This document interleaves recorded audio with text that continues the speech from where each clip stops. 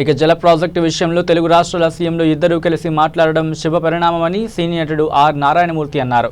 ఇద్దరు సీఎంలు కలిసి పనిచేయడం వల్ల రెండు రాష్ట్రాలు అభివృద్ధి బాటలో నడుస్తాయని చెప్పారు. ఇరు రాష్ట్రాల సీఎంలను వేషజాలకు పోకుండా కలిసి పనిచేయడం వల్ల అనేక సమస్యలు పరిష్కారం అవుతున్నాయని, రెండు తెలుగు రాష్ట్రాల్లో చిత్ర పరిశ్రమ అభివృద్ధి చెందాలని ఆకాంక్షించారు.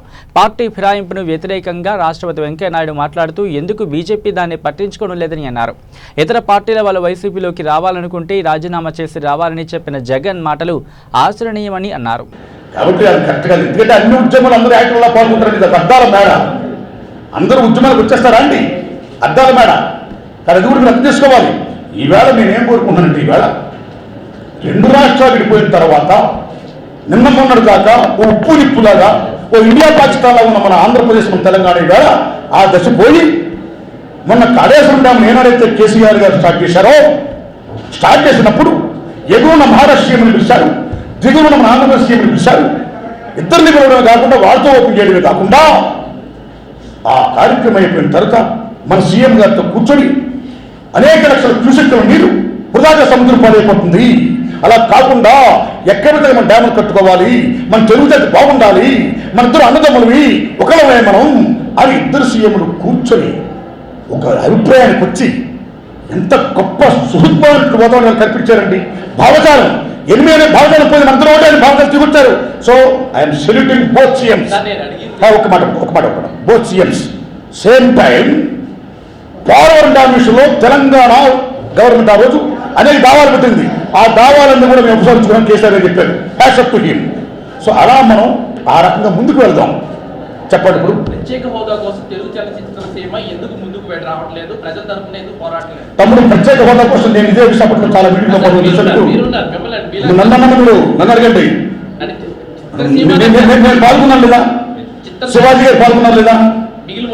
అరే తమ్ముడు, మాట తమ్ముడు, అరే ఇంతమంది ఒకరే ఎందుకు చేసావు, అంతమంది ఎందుకు చేయలేదు? అరే భాయ్ సాబ్, కొంతమంది అద్దాల మాటలు ఉన్నప్పుడు మనం అనకూడదని మీరు అర్థం చేసుకోవాలి. ఆనాడు తెలంగాణ ఉద్యమాన్ని సపోర్ట్ చేస్తున్నాను బాహ్యంగా, రెండు రాష్ట్రాలు వెళ్ళిపోవాలని. అలాగే ప్రత్యేక హోదా కోసం నేను సపోర్ట్ చేసి తిరిగిన వాడిని. అప్పుడు అందరూ రారండి, ఉద్యమాలు అందరూ పాల్గొంటారండి. సోంపేట కాకరపల్లి ఉద్యమం తెలుసా మీకు? ఆ ఉద్యమంలో ప్రత్యక్షంగా పాల్గొన్నా తెలుసా మీకు? నేను పీపుల్స్ ఫోరం శ్రీమతి సార్.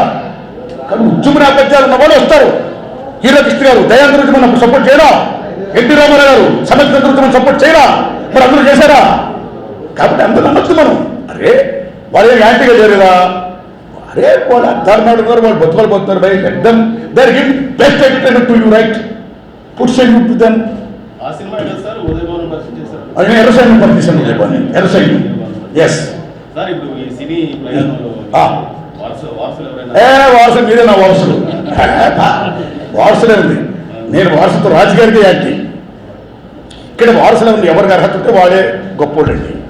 కొంతమంది అవకాశాలు ఉంటాయి, లెట్ దెమ్ ఎంజాయ్, రైట్? అవకాశాలు లేని వాడికి, అర్హత ఉండి కూడా అవకాశాలు లేని వాడికి అవకాశం కల్పించడమే బాబాసాహెబ్ అంబేద్కర్ మహానుభావుడు చెప్పిన గొప్ప మాట. That is called reservation, right? Right. కాబట్టి అలాంటి అవకాశాలు మనం ఇవ్వాలి. ఇప్పుడు నేనేదో ఇప్పుడు ఇందాక ఎమ్మెల్యే చెప్పారు, రాజేశ్వర్ గారు, నారాయణమూర్తి గారు చాలా మంచి ఆశించారు, నాంచారి గారు చెప్పారు. కరెక్టే, నేను ఇస్తాను.